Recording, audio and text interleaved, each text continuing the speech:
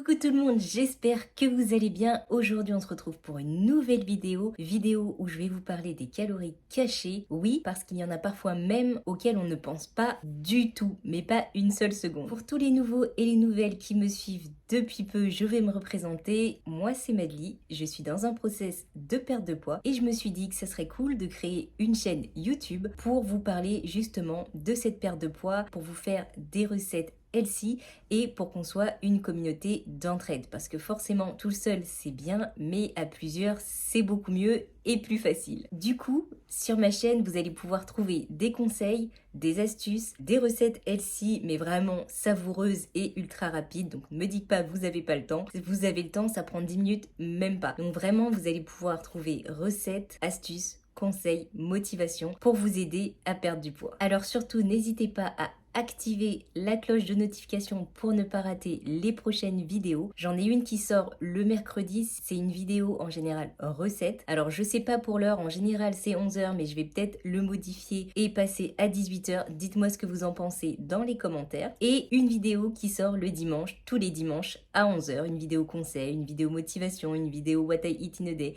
Enfin bref, des vidéos qui sortent pour vous permettre de rester motivé et pour qu'on puisse le faire ensemble. Et pour celles et ceux qui tombent sur cette vidéo et c'est la première qu'ils ont vue, n'hésitez pas à vous abonner parce qu'ici on est une communauté d'entraide. Allez, assez parlé, je vous lance l'intro et on se retrouve juste après. Let's go!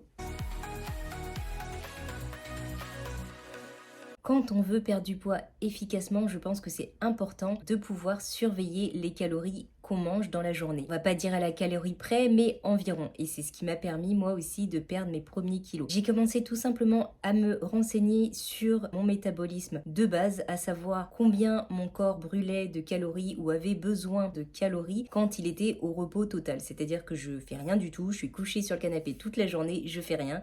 Et du coup, j'avais le résultat de mon métabolisme de base. Ensuite de ça, je me suis renseignée sur le nombre de calories dont j'aurais besoin si je faisais une activité modérée, c'est-à-dire à peu près 3 à 5 séances de sport par semaine, ce qui m'a donné un total calorique. Et justement, grâce à ce total calorique, j'ai pu descendre entre 300 et 500 calories pour être en déficit calorique et me permettre de perdre du poids sur la durée. Donc à partir de ce moment-là, j'ai pu utiliser l'application qui s'appelle MyFitnessPal pour pouvoir compter mes calories dans la journée et c'est ce qui m'a permis de pouvoir balancer soit d'un jour à l'autre, soit d'un repas à l'autre, entre petit déjeuner, dîner, mes calories sur la journée et pouvoir justement savoir combien je mangeais de calories. Et c'est là où je me suis rendu compte qu'il y avait un gros problème, c'est les calories qui sont cachées, les calories auxquelles on ne pense pas, les calories du coup qu'on ne compte pas et qui font beaucoup dans la prise de poids. En description, je vais vous mettre juste deux liens, le lien du site TDI Calculator qui m'a permis de connaître mon métabolisme de base et de connaître le nombre de calories que je devais manger dans la journée pour pouvoir perdre du poids, et je vais vous mettre aussi le lien de MyFitnessPal, c'est l'application qui m'a permis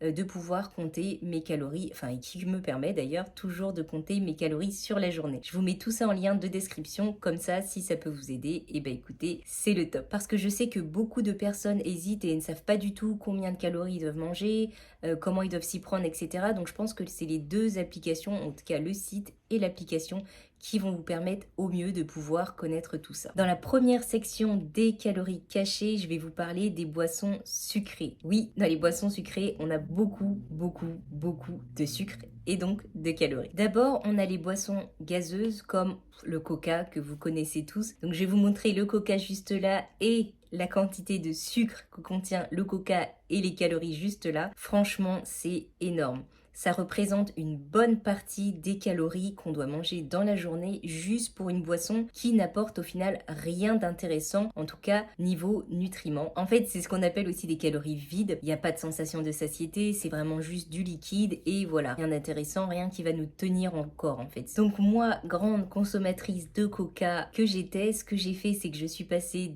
déjà de coca à coca zéro et ensuite de coca zéro tous les jours à 3 coca zéro dans la semaine, ce qui m'a permis de réduire vraiment drastiquement mes calories et j'aimerais bien arrêter le Coca Zéro tout court et rester sur l'eau ou de l'eau aromatisée, enfin bref. Dans les boissons sucrées, on a aussi tout ce qui est jus de fruits, on ne pense pas forcément, mais jus de fruits industriels, laissez tomber, on va même pas en parler. Je vais vous mettre le jus d'orange là et le nombre de sucre que contient un verre de jus d'orange, c'est juste affolant.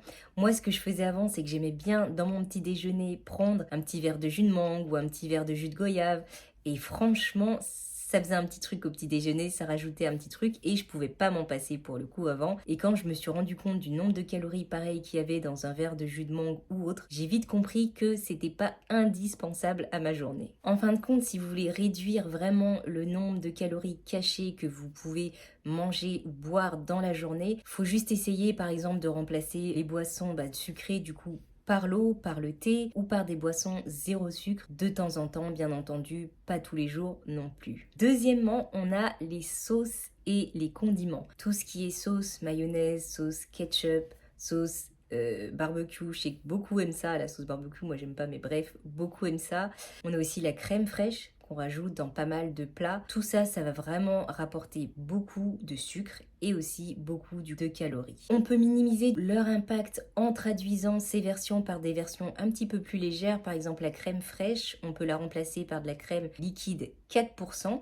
Ou ce que vous pouvez faire aussi, c'est de réduire ou de vraiment éliminer ce genre de sauce là et rajouter à la place tout ce qui est herbes et épices pour donner du goût à vos plats. Moi je jure que par des épices en ce moment, je vais vous mettre juste là, franchement ça rajoute un goût à vos plats mais extraordinaire. Franchement, je peux plus m'en passer.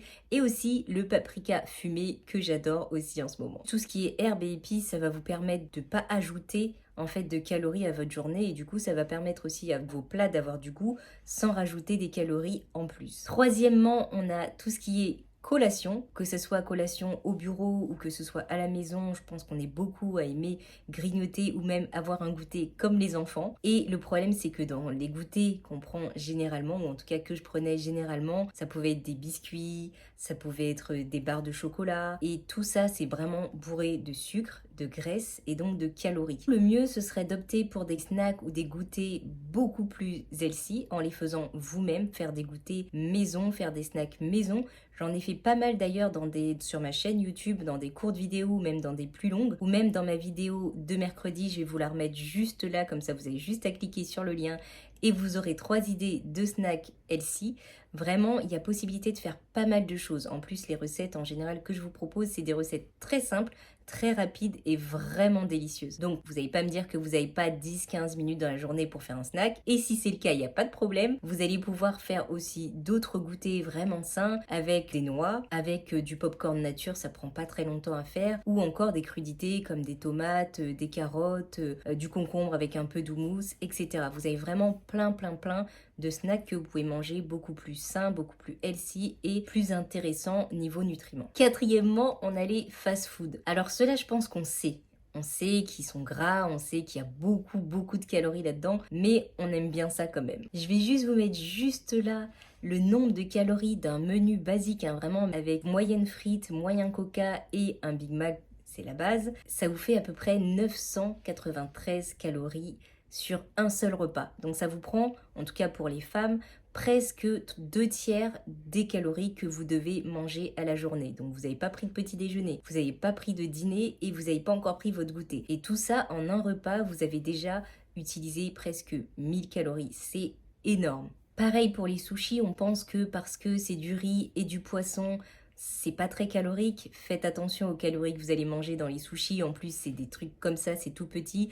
Donc on a tendance à en manger beaucoup et les calories grimpent très rapidement. Donc faites attention aussi à tout ce qui est sushi, maki, etc. Le mieux, tout simplement, je pense que c'est de faire des repas plaisir maison, des burgers maison, des frites maison, des choses que vous allez pouvoir contrôler les calories tout simplement et calculer le nombre de calories que vous allez manger dans un seul de ces repas. Ou si vous voulez manger McDo ou autre, parce que forcément c'est un petit goût différent que les burgers maison, faites-vous plaisir dans ce genre de fast-food une fois par mois déjà, ce sera déjà très bien. Cinquièmement, on va voir tout ce qui est produits industriels, les plats préparés. On pense vraiment que les plats qu'on va prendre ne sont pas forcément gras, on regarde le nombre de calories.